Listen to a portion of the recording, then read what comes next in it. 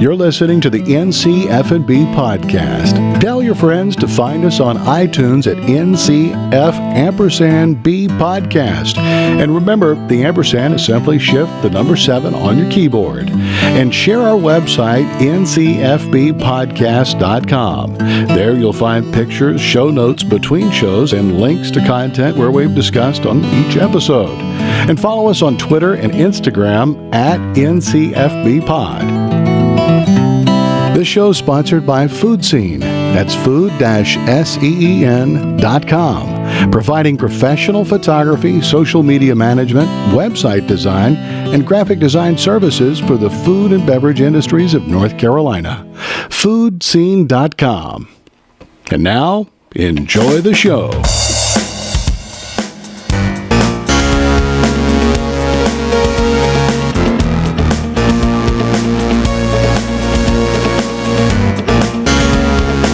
And thank you for listening to the NCF&B podcast. I am your co-host, Max Trujillo. And I am your co-host, Matthew Weiss. We have so much planned for 2018. We have festivals to attend, videos to make, we have dinners to dine. Oh, yeah. There was a moment back in episode 70 with Rebecca and Gentry Lassiter from the Rum Distilling.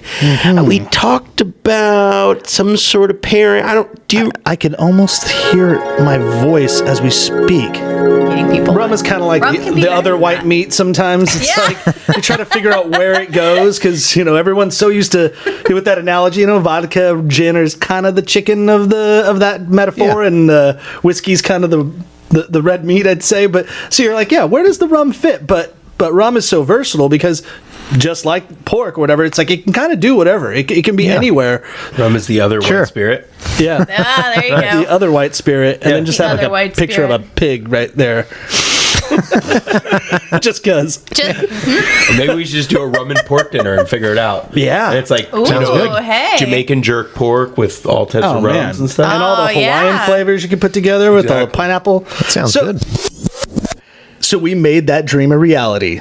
That's right. On January 28th at 5 p.m., that's a Sunday, we're taking over Piedmont with TV's John May and Lassiter Distilling. That's right. And also, we're going to break out the NCF and bar to provide cocktails. So it's going to be a Caribbean meets Hawaiian meets North Carolina. And it's going to all be family style, big tables, big plates, and flowing cocktails. Yeah, I love plated and multi-course dinners, and there's a time and place for that. But I feel like for our first dinner with everybody coming to our place, I just want to sit around at one big table and have a great time. Let's chat, let's drink, let's chat, let's drink. And then drink and chat and there's eat some food more. Inside there somewhere.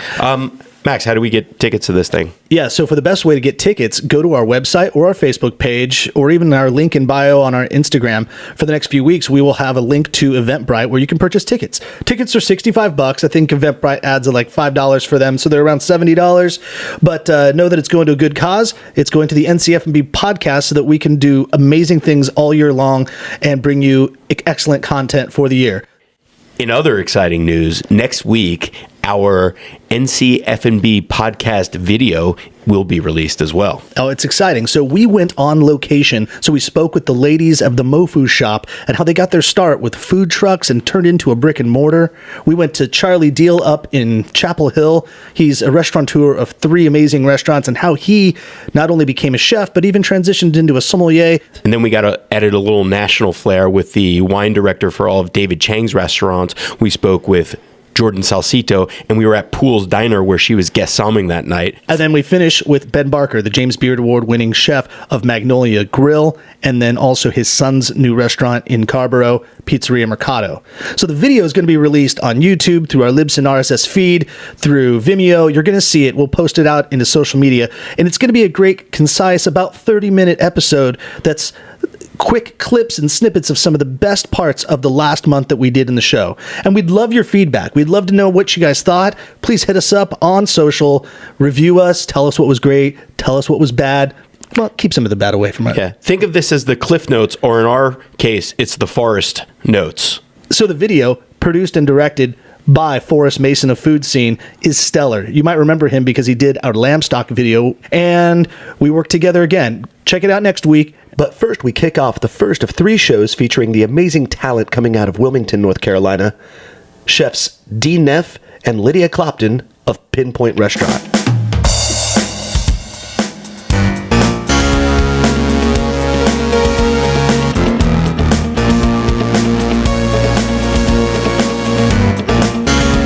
Hello, and thank you for listening to the NCF&B podcast. I am your co-host, Max Trujillo. And I am your co-host, Matthew Weiss, and we are coming to you from Market Street in Wilmington, North Carolina, and we are very happy to be in the presence of Wilmington greatness here, Chef Dean Neff, and the pastry chef of Pinpoint Restaurant as well, Lydia Clopton. Thanks for having us. Thanks. Hey. Thank you. Thank you for being here. Providing excellent weather. As I mentioned, every time I'm in Wilmington, it's cold and rainy. Balmy and cold. You're welcome. But it's excellent. So we are here setting the stage. We are inside Pinpoint Restaurant, downtown Wilmington. You are just blocks away from the water, or what's the little inland? Cape Fear River. Cape Fear River, yeah. Yep. De Niro style. Exactly. Nick Nolte. Exactly. I once held the door open for Julia. Roberts. No. Child. Who's the daughter? She's Natural Born Killers. Oh. Juliette Lewis. Juliette Lewis. And I asked her to a party, and she was like, "Oh, aren't you sweet?" And then that was it. I never saw her again. Bless your heart.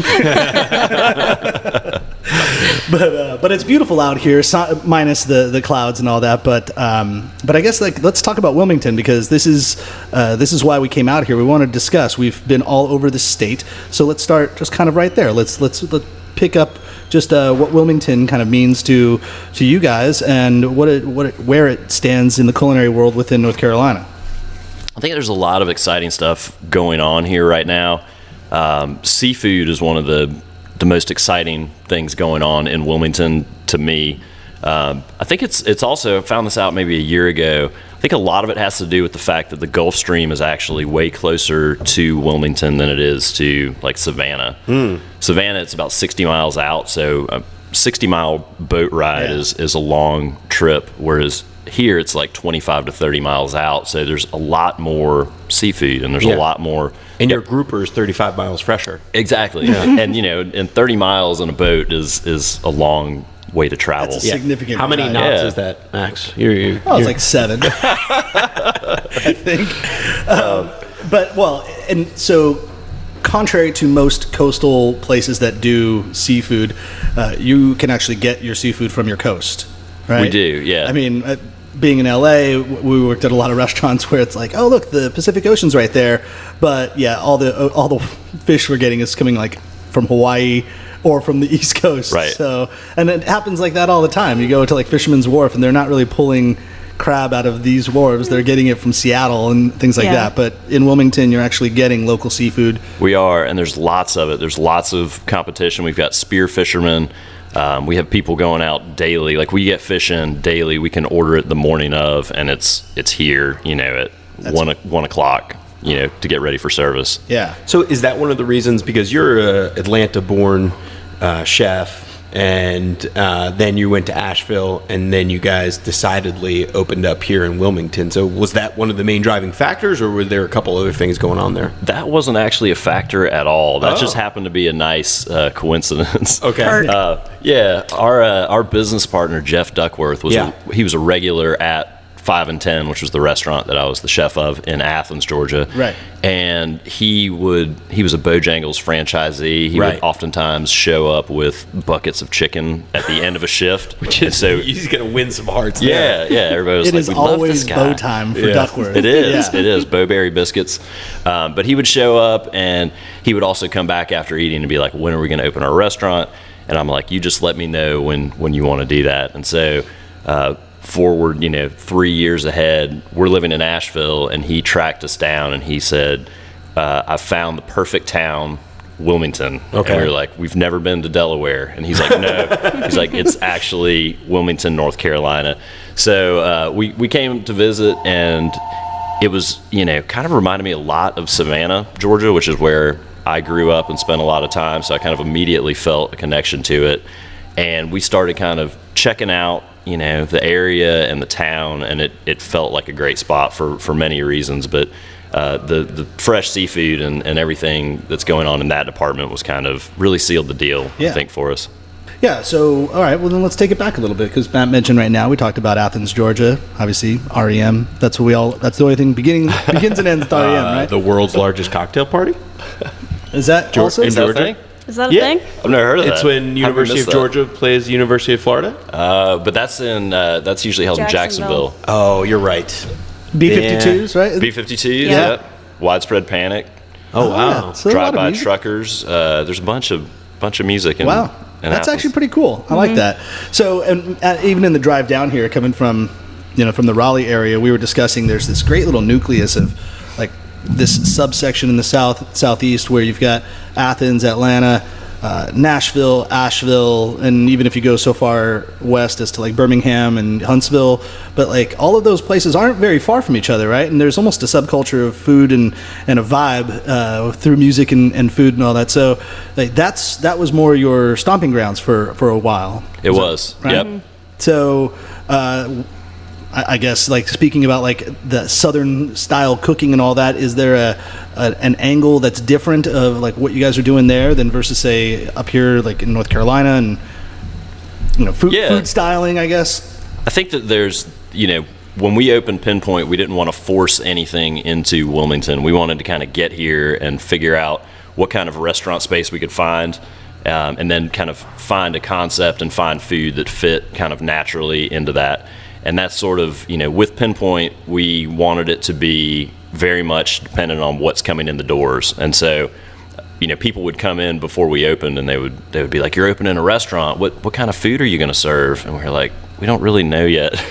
And they looked at us like we were crazy. They're like, "You've signed a lease on a building, but you don't know what your concept is." And I'm like, "We're still working it out. We're still working out, making connections with fishermen and with, oystermen and So you're you're letting the place dictate the menu. Exactly. Which is super cool. It's like akin to a winemaker not knowing what wine they're going to make, but whatever best grapes the vineyard grows and the site grows, that's what the wine they're going to make. Exactly. Or a football coach that comes onto a team and it's like you build your system around the players and their skill set. Right. Yeah, exactly. And I'm just bringing all this up because you guys know that Georgia's in the playoff. I do know that right? Georgia's in the Right. playoff. What are the chances of that? I don't know, It's been- especially after they got whipped by Auburn and then come back to beat them. I know. That's a whole other story. Yeah. That's Matt's We don't sports need take. Freshman quarterback and everything. No, but so that's a cool thing because a lot of chefs, your chefs, you could say some of them are control freaks. You want to control everything that's going into the kitchen, coming out of the kitchen. But you're coming in here not knowing Wilmington and just saying, we're going to do what fits best there and what our purveyors kind of dictate to us. Yeah, and I think the most exciting things happen often when you sort of give up that control or demand for certain products and you allow the relationships with the people that you're meeting to sort of dictate the food. And, we got really lucky early on. We met two really great farmers locally who kind of put us in touch with almost everyone that we work with in all other departments. The Wholesome Greens, Joe and Nicole, they started growing us herbs and things like that to start, and they bring in crazy things like persimmons and heirloom varieties of pears and figs and things like that as well. But they put us in touch with people that bring us oysters seasonally, soft shell crabs, stone crabs, just all kinds of farmers in the area, and they really opened us up to all kinds of great things. And I mean, our menu in our restaurant would be very different and not as good had we not met. Yeah, had you those tried people. to put a square peg in a round hole or something like that. Yeah. No, what I like about that is we observed that you're sincere about that, and the fact we were just here, and when we walked in this morning, you offered us coffee, and both Max and I looked at each other and were like, damn, that's good coffee. And then your coffee purveyor happened to come by, and you told me that you had switched from a guy that made, or a purveyor that made coffee in Georgia, but that this local guy, roaster, was making coffee even that much better, and it's local, so that's just a pure example of what you're talking about. Yeah, exactly. And it's all about the relationships. I mean, we wanted to be, from the get-go, we wanted to be a community restaurant, and we feel like, you bring a lot more personality to the space and the food and the community if you are working actively with folks in the community. Yeah. And so that's kind of key to what we try to do. And Lydia, I think that also probably translates to you, because I read somewhere how you kind of wanted to do some high-end desserts. I mean, you're a well-recognized pastry chef, but then something about your dad was coming to town, I think, and you put key lime pie on the menu, right? Yeah. So I guess that's kind of the same thing, where you're kind of really seeing what's the vibe around town and what your guests and consumers like. Right. And I think people like things that are familiar, and I try not to do things that are gonna are gonna be too far Heady. out. And I like making people comfortable and thinking about their childhood and things like that. What's some other examples of stuff that you wanted to put on the menu, but you kind of tweaked to make it really place friendly or local friendly? I'm not sure if I really had things in mind that I wanted to put on the menu and didn't. I kind of just went by Dean, like what his style of menu was going to be, and played off of that and made it comfortable. And So meaning to say, like, yeah, let's get into the mind of a pastry chef for a minute. Like when you take, I mean, obviously you guys are in a relationship as well. You're married, and so that plays into it as well. But how does that work in the kitchen? Yeah, because Dean, you come up with the menu, but I'm sure you guys were in this together. How do you then say, okay, well, what is my desserts look like to really end the meal? That's a good question. I think that, Like, is your creative process individual, or is it collaborative? And if it is collaborative, like, what are those Conversations like? Lydia is way more creative and interesting with what she's doing than I am. And I tell her everybody that. says that. No, That's not it's- true. It is true. And I actually oftentimes will kind of, we're making menus. I'll be like, Lydia, what do you think about this? I mean, like the way she pairs flavors together, the desserts appear to be simple on the surface, talking about key lime pie, Yeah. or we do a gluten-free brownie. Which Dean forced me to put on the menu. Which one, the key lime pie? The brownie. The brownie is the brownie is so addictive, and John Fleer, anytime I see him, he's like, "You got a brownie for me?" Like, I can't go visit John Fleer without having a pocket full of brownies. John Fleer of rhubarb, yeah. which you helped open as well, correct? When you were in Asheville. Yep, and Yeah. he has a sweet tooth like the best of them, and he is a fanatic for the brownie. But Lydia takes the brownie and she does roasted dandelion root ice cream to go with it. Wow. And people have never seen that before. Yeah, And it takes something that's very comforting and accessible and makes it this whole other level of interesting, and But it's still comforting and accessible, like, once they try it, because it it tastes familiar. It's almost like roasted coffee flavor. So people, once they get it, they're not freaked out by it. But a lot of people are like, I'll just take vanilla ice cream. But I think that's the beauty of somebody that understands flavor and technique and all that, is that it's to blend things that maybe someone wasn't daring enough to think of, or artistic enough, or creative enough to think of, but then deliver it in a package that is familiar to you. Right. That's the Right. best. I think the best compliment when somebody's like, I wasn't sure about this when I saw it on the menu, but then I tried it and it's my favorite thing now. And that's kind of what it's all about. And that's, I think, why Lydia's desserts are so they're accessible, but they have this level of Sophistication. that's introducing people to new flavors and putting pairing things that people wouldn't necessarily think of pairing together. Yeah. There's a shout out I give to this local ice creamery in Raleigh, Two Roosters. These guys are pretty awesome. They were like an ice cream truck for a while. Now they have a brick and mortar in my neighborhood. But they did an ice cream that's sriracha and fortune cookie ice cream. Oh, wow. But you try it and you're like, oh, that tastes like sriracha and fortune cookie, but it's delicious, and it's like sweet and savory and a little bit spicy. So I mean, but being able to That cures all wants. It's like you don't have to make the decision anymore. Do I want spicy? Do I want sweet? Like, you get them all ice both. cream. Yeah. Do they serve it with a fortune? Oh, that'd be nice. That would be Come cool. on, Two Roosters, get on it. Inside cone or something like that. Hey, speaking of flavors though that you are accustomed to, and then juxtaposed with the idea of highlighting the ingredient. And this is going to sound like a very, I come from New York, but I come from a very northerner perspective, I think. So just bear with me for a minute when I ask this. So you're a big proponent of catfish. and I think you're even quoted as saying like about the farming of catfish now is so different that it's really become a excellent ingredient. Would that be accurate so far? Yeah, absolutely. Okay. So, but then I think one of your famous dishes where you take the catfish and you bread it and flour it and do a whole other preparation with it. So now I not to be like devil's advocate here, but isn't there's a difference there in doing that? Is that sort of, because I feel like intuitively that means, okay, we're not highlighting the ingredient there versus like technique. Technique. I mean, you're definitely skilled in doing a technique versus then, okay, just showing this is a beautiful catfish and I'll just throw some salt, pepper, and lemon and then, grill it. Right. No, I think catfish in particular is sort of like this blank slate of an ingredient. And, the problems that people associate with catfish from 10 years ago is that it was inconsistent, and you would oftentimes get catfish that tasted muddy, and that's the worst flavor you can possibly impose on somebody is muddy catfish. Yeah. So I think a lot of people had bad associations, but there's a company called Classic Cat, I think. Strange, not so cool name, but great catfish out of Aden, North Carolina. And they do. We know the fire chief at Aden, North Carolina. Oh, really? It's nice. Sam Jones. Sam Jones. The Yeah. Nice. His birthday was yesterday, by the way. I saw that on Happy Instagram. birthday, Sam. Yeah, happy birthday. Happy birthday, Sam. We should sing. Max.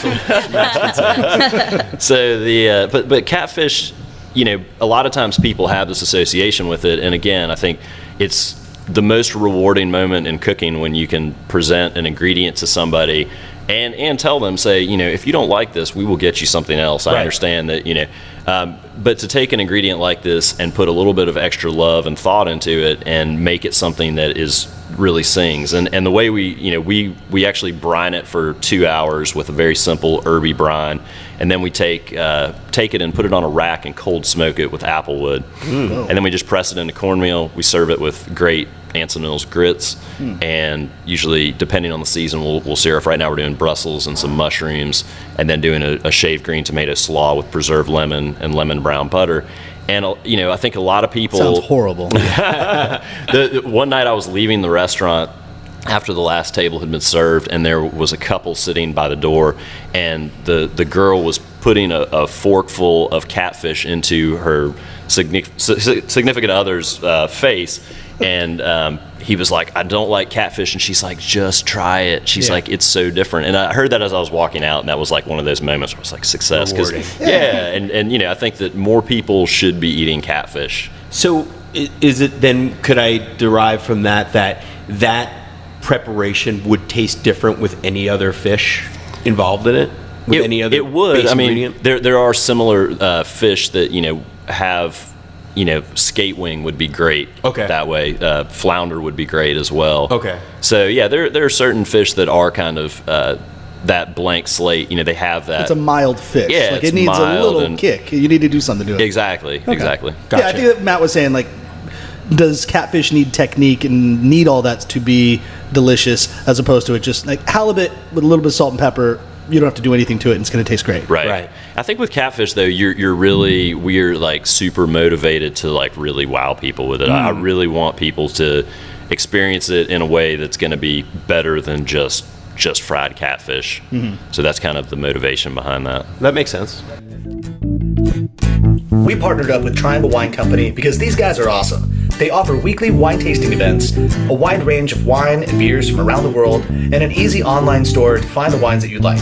They also offer pickup, local delivery, and shipping. We even set up a promo code NCFB so you can receive 10% off all future purchases. Go to trianglewineco.com or one of their 3 locations, and for $99, pick up the NCFNB 6-pack, which includes 3 white wines, 3 red wines, and we threw an official NCFNB hat in the bag. So once again, buy your wine online or in-store at the Triangle Wine Company and use our promo code NCFB during checkout to receive 10% off your future wine and beer purchases. Go to trianglewineco.com or click the top of our website at ncfbpodcast.com. Well, speaking of like cooking technique, and I want to get a little bit of your backstory because you two met when you were at the 5 and 10, is that correct? That's right. At Hugh Acheson's restaurant? Yep. I'd love to know what I've never dined there or at any of Hugh's restaurants, and some people know, of course, Hugh. He's a fairly well-known, well-respected chef, and nationally is a top chef judge. Yeah, he's done a lot of television. So, what was the style there? And like, did you pick up something that you didn't know while you were there? And so, 5 and 10 was kind of the first restaurant that I worked in after graduating from culinary school in Atlanta in 2000. So you were like a catfish, blank slate. Exactly. I was totally like ready to be brined and smoked. Yeah. And but yeah, working with him was eye-opening. He came from California. He worked with Gary Danko for a while. So at the time, he had a lot of California influence, but he was also working with a lot of great local farmers in Athens and the surrounding area, and bringing a lot of really great, focusing on ingredients. And that was the first time, in culinary school, and back when I graduated from culinary school in 2000, I don't know that they were doing a great job of introducing the importance of making connections locally, both for your own inspiration and because a lot of times those ingredients taste better when they come from close proximity because they're not traveling from all over. Sure. But Hugh also, around that time, Anson Mills was kind of being introduced to chefs, and we were seeing for the first time kind of grains and grits and seeds and beans and things like that were coming, being brought to us as heirloom varieties of those seeds. And that was a really important moment, I think, in the chef world, because before that, from my experience, you would use standard minute rice and quick grits, and the most exotic rice was basmati or jasmine rice that you could find. And so it was the first time that we were brought these ingredients that were these really flavorful grains. And so I think that really shaped the style of cooking of Hugh and a lot of chefs in the Southeast. And I was kind of there to witness all of that, which was really cool.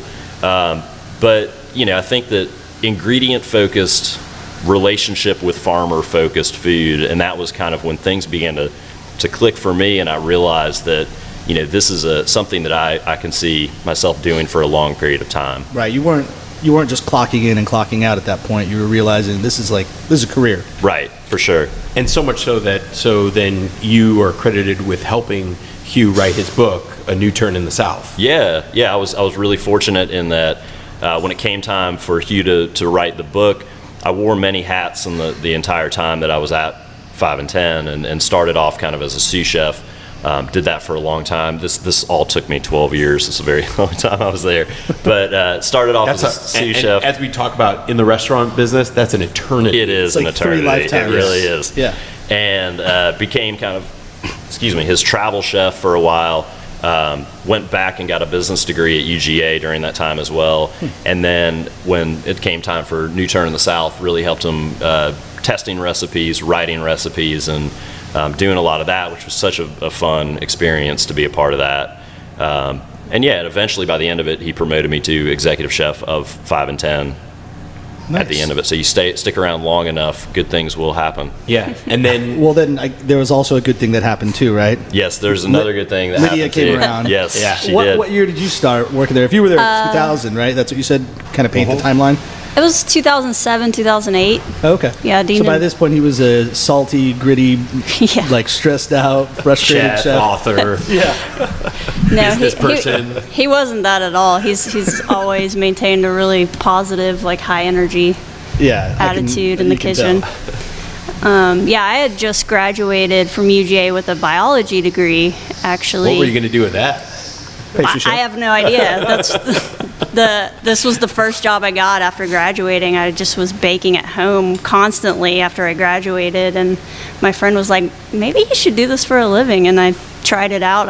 I was really lucky to get a job at the best restaurant in town, and So just take us into that for a second, because I think a lot of people, and maybe you could enlighten, struggle with that, especially when they're young college students. I'm kind of into dissecting frogs, so I'll just do biology, right? Right. So, it just was something that I loved studying and was really interested in, but never really had an end goal, or Right. I didn't want to teach. I didn't want to do research. It just fascinated me. And then you graduated, right? I did. And then so I need a job, and then you Yeah. work at a restaurant. Right. You're like, I bake at home. Yeah. So when did it click for you that was like, oh yeah, I really could do this as a career. Like I could take this to the next level.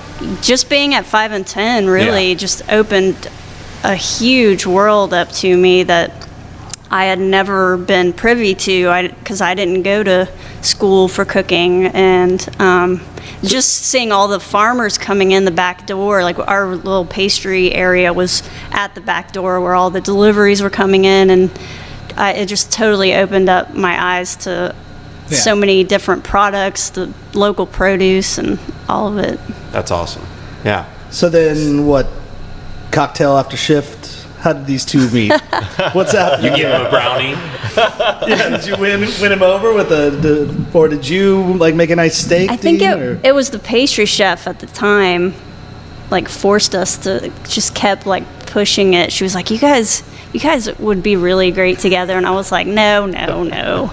And she kept like setting up these situations where Dean and I would just happen to be at the same place. She like needed her house to be painted. Yeah. It was like, Dean's a good painter. Yeah. he's tall. But she only she only invited the two of us to come. And Awkward. yeah. what is a matchmaker called Yeah. in Hebrew? It's called a shidduch. A shidduch. Yeah, when you make it. Yeah. Yeah, so she's trying to get into heaven. Yeah, that's her whole thing. So so you guys meet and you're working together, and then you decide to go to Asheville to help Jonathan Fleer out at Rhubarb after that. We did, yeah. Well, we took we had kind of a roundabout trip to Cashers where we were that's right. there briefly. Cornelius, is that? Wait, no, Cornucopia. I'm sorry. Cornucopia, yeah. We kind of took on a sort of a consulting gig there, and it was a lot of work, and it was one of those moments. And then, during that time that we'd also kind of been reacquainted with John Fleer, who, I'd met many years before traveling with Hugh. And John is such a great guy. And I think our first day of being back open at Cornucopia, he showed up, and we had just been killed at this like crazy lunch rush, and it was depressing. And John Fleer comes in, he's like, "How'd it go?" And we're like, "It's better now, but it was terrible." I was like, "Thanks." So, Yeah. but John was on the verge of opening Rhubarb. He was still out at Canyon Kitchen at that time, and we had talked about wanting to move to Asheville at some point, and we knew John was opening, and I approached him and I was like, "I'd really love to help out." And he's like, "Yeah, bring it on." And like a week later, I'm eating oatmeal on John Fleer's porch before we go to the farmer's market to do menu planning for Rhubarb, and it was just great. It was such a great year for sure. I mean, By the way, in the background, you're hearing the phone ring because people are wanting to get into Pinpoint tonight. So that's how many reservations just in the last 15 minutes have been calling. Like, you got any room tonight? yeah, and by the way, let's talk about this space. It's beautiful. For one, you're located in downtown Wilmington, but it's one straight room. I mean, what you've got, like, I'm just going to venture a guess, like 55, 60 seats. Very close. So without the bar, it's 60 seats. I'm good at that. That's That like a was talent good. of mine. I Nice can guess job. that. How much do I weigh? Yeah. You're lean but tall. I'm saying 162. 175. Whoa, what's going on, bro? I was going to go 168. Would have been closer. All right, Lydia, you're next. Not so strong with nautical miles, but better with restaurant 7 seats. knots. Yeah. Yeah, I don't know what a knot is versus miles per hour, but anyhow. We'll have to call in a sailor or a fish captain. But yeah, back to Pinpoint Restaurant. So it's cool though. You walk in, there's beautiful artwork on the wall that you're displaying for, I guess, local artists. And there's a long room, and then on the left-hand side, you got this beautiful exposed brick as well, and then that goes into the bar. So Yeah, and the bar's no joke. This is like, this is like the focal point of the restaurant if I'm to look at it, but I'm also a bar guy. So, I mean, it's pretty amazing. I imagine your bar program is pretty extensive in itself. Yeah, it is. The space is, when we first moved in here, this space was turquoise. The walls were turquoise, and the ceiling was black. So it was a very different color scheme, but I love the bar, running down the length of the building, and then we have a banquette seating on the other side. It kind of reminds me of a reverse of Blackbird in Chicago. That's kind of what. Oh, okay. When I walk by the windows, it's sort of a similar but reversed sort of layout. And we got in here and painted everything kind of ourselves with the help of some wonderful people that are also the curators of our art. The art changes every 2 months or so, and it's all local artists, and we've been really fortunate. It's to have these. We've got a lot of great local art and artists in the area, and so we've been real fortunate to kind of have their art on our walls, and it changes all the time, and it will change the whole look of the restaurant as they change it out, which is kind of cool. No, I love it. And you guys do a lot of collaborations. You do things. I think just recently, former guest of the show, Jamie Dement, was on. Yep. She was promoting her new book, The Farmhouse Chef, and did a night here, right? Did she cook with you? She get in the kitchen with you? She didn't actually get in the kitchen, but we cooked food working with her, basically inspired out of the book. Out of the menu? Oh, cool. Yeah, and so her book is great, and I'm sure the pictures of the recipes were very clear. Excellent pictures. Yes, they are. Who took the pictures? My wife. Oh, nice. Yeah. Free plug for Felicia Perry, Food Scene, who is a sponsor of the show. It's a beautiful book for sure, and she's wonderful. It brought out a big crowd too, which was it was a Sunday night, and we had a Christmas parade going on out front, and people just came out for it. So it was a lot of fun. We're actually awesome. We have another book signing coming up. Is it March 25th?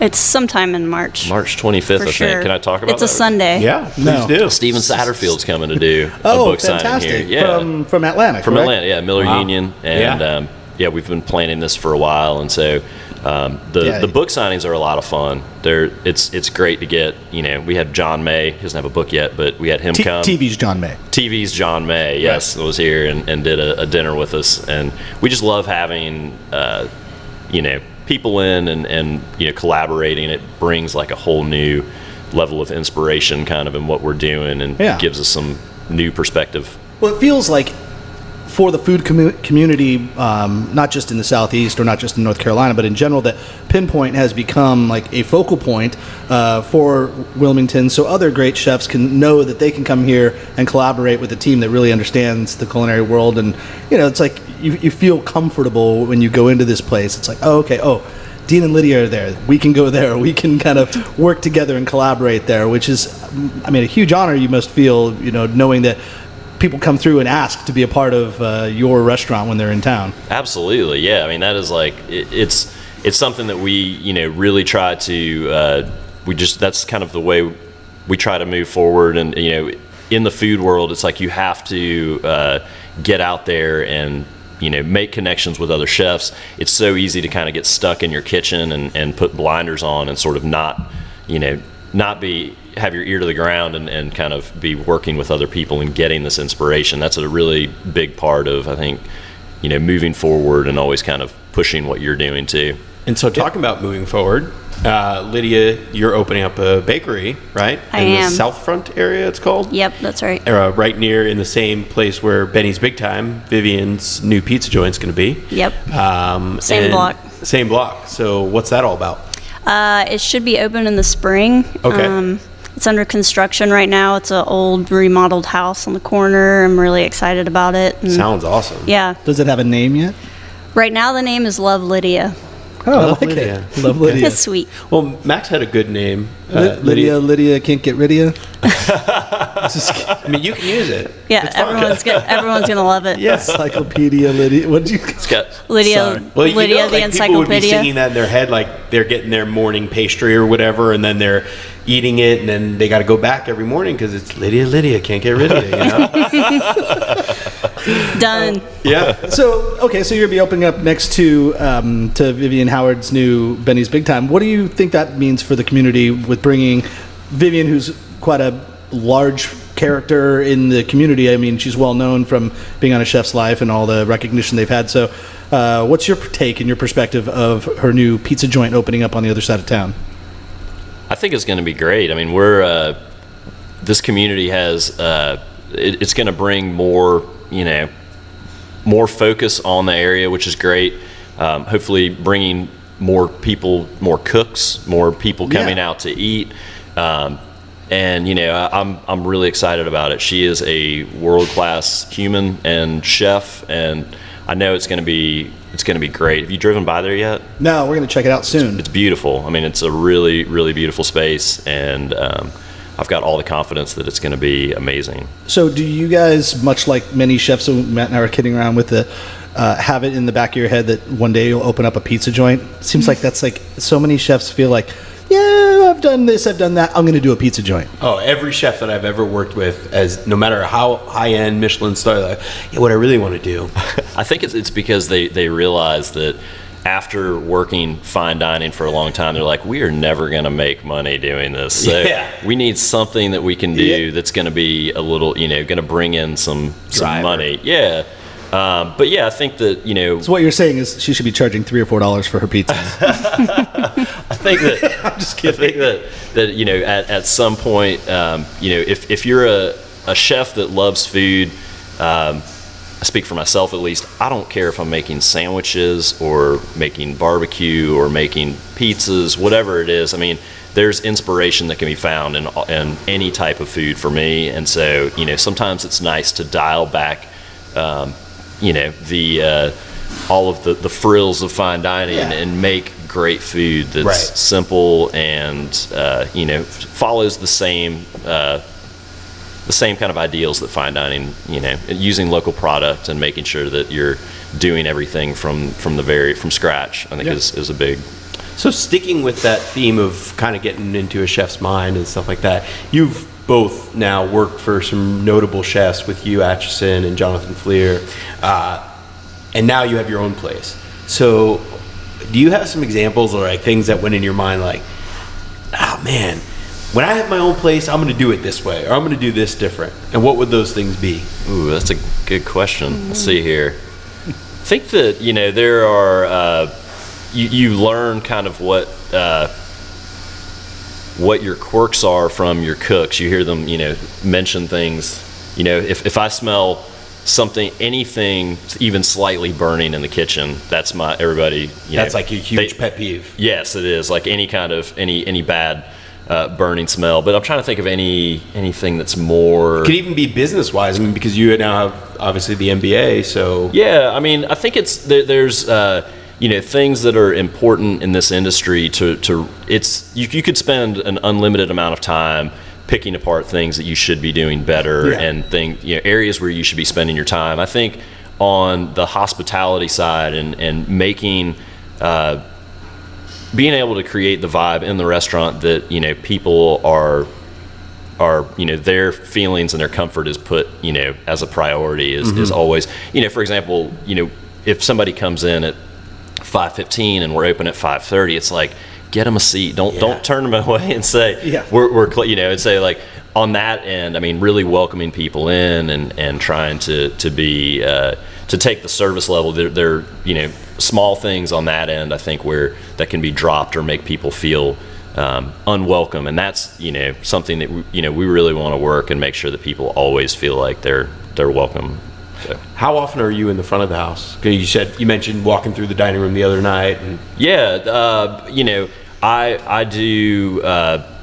I'm never out on the floor, right? Only, but there are nights where I will. I try to walk around as often as possible. I have worked a few Sunday shifts out on the floor, and it was funny. I had a guest one night. I introduced myself and was talking with them, and they were like, "So you're the chef?" And I was like, "Yes." And they're like, "Why are you out here?" Yeah. So do you always feel like it's like you don't have a place to stand? Because I was mainly a bartender as my craft before I became a manager, and I realized like if I ever was a server, I felt so awkward because the bar, that's my spot. I can just be here, and if you're behind the line in the kitchen, that's your spot. But when you're just roving, servers are always looking for a place to hide. And they're like, where can I just go and no one can see me for a moment? You have to create this flow in the restaurant that makes people want to constantly move around. Our kitchen is upstairs, and so we're always telling the front of the house come up the stairs, filter through all check through the whole restaurant. There's always, you can just kind of do laps, and that's what we want. We want people moving. Ooh, so how many falls are happening down the stairs with plates of food? It's mostly going up the stairs. Yeah, surprisingly, that's got to happen. It hurts the pride more, I think, going up the stairs, but it's funny because it does happen way more Everybody's often. done it at least once. Yeah. Yeah, falling upstairs is a lot more humiliating than falling downstairs, I think. We had a person that works here, and we won't mention any names, who was going up the stairs with a basket of silverware, and as they tripped, they threw the basket into the kitchen. And so it was this like force of this silverware rack flying through the kitchen and hitting the 3-compartment dish sink. It was like most epic. A scene fall. from Ratatouille or something. No, that's excellent. Matt, what are you thinking? I mean, I'm just thinking about the falling up the stairs. No, but I was going to say thank you very much. I mean, we appreciate it. We appreciate coming in here and speaking with you all. And man, if we have more time, and next time when I do come out here, I'm hopefully it's not pouring rain or so. Well, I guess it's starting to look okay. It's going to start raining. Gray. It's about to start pouring. It's about to hit hard. All right. You guys brought the rain with you. Well, yeah. I would say before we get off, what's the March 25th event so that we can plug that? Yeah. Where can we get tickets and be a part of that? We've got to confirm that date. But But it's Steven definitely a Satterfield- Sunday in March. It is 20-something. The 25th. At least 25th. That narrows it down. If it's not, there's a Steven Satterfield event. There at is, Pinpoint. yep. And it's going to be a book signing. It's going to be a Sunday, and it'll be sort of a Sunday supper early. He's going to come, and we're going to cook food from the book, and he's going to do a meet and greet and book signing as well. It'll be our second book signing, and we're really excited. Jamie DeMents went so well. It was so much fun that I'm really excited to do another one, and should be a really good time. And this will be on, is it pinpointrestaurant.com or? Yeah, pinpointrestaurant.com. It'll be on our events page. Yep. And then also look for Lydia. Lydia can't get rid of you. I'm kidding. Yep. Lovely Lydia's new bake shop coming right next door to Benny's Big Time. So you get yourself a slice of pizza pie and then get yourself a slice of pie. I don't know if there'll be pie, but I assume so. Brownies. Maybe. I'm sure there'll be Brownies. pie. Yeah. Well, and actually, just one last thing. You've now been around all these cookbooks and helped author a book and all that. When are you guys going to just do your own cookbook? We actually have we worked on a cookbook proposal with a UGA professor a few years back, and so we may try to follow through a little more with that. Amy Trauger she's a geography of food professor at UGA. Oh, wow. And so we kind of collaborated on a cookbook project, and kind of put it to the back burner when all of these things happen of opening a restaurant. And so there's hopefully we'll get something kind of put together, and we can have a coastal inspired Pinpoint book at some point. That sounds fantastic. You heard it here first on NCFB. Yeah. Well, thank you again for being on the show. We appreciate it, and the hospitality, the delicious coffee, the use of the space, all of that. And Matt?